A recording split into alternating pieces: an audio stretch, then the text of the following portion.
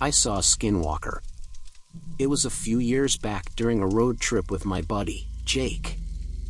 We were cruising through the desert, chasing that feeling of freedom you only get on the open road. But little did we know, we were about to encounter something that would shatter that sense of freedom and leave us fighting for our lives.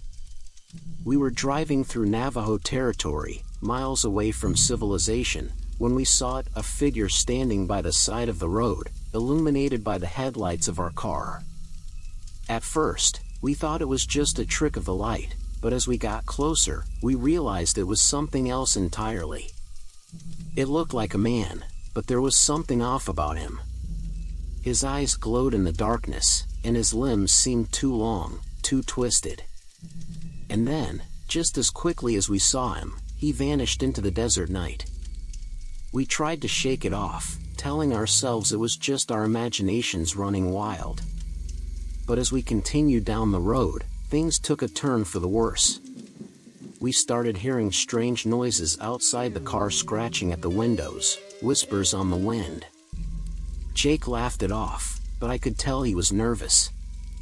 I was too. And then, without warning, something slammed into the side of the car, sending us careening off the road and into the desert. The car flipped over, and everything went dark. When I came to, Jake was nowhere to be found.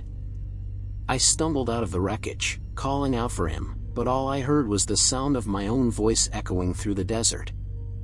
I searched for hours, but there was no sign of him.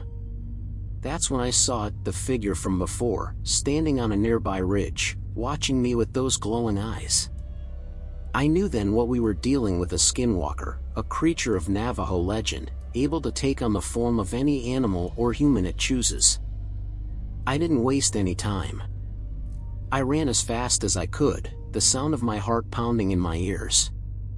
But no matter how far I ran, I couldn't shake the feeling that it was still out there, hunting me, waiting for the right moment to strike. It took me days to make it back to civilization, days filled with fear and paranoia. And when I finally reached help, I told them everything about the skinwalker, about Jake, about the nightmare that had become my reality. But no one believed me. They said it was just a trick of the desert, a figment of my imagination. But I know the truth. I know what I saw that night, and I'll never forget it.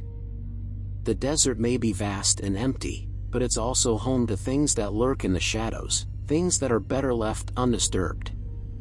And if you ever find yourself driving through the desert at night, remember one thing: beware the skinwalker, for it is always watching, always waiting, and it will stop at nothing to claim its prey.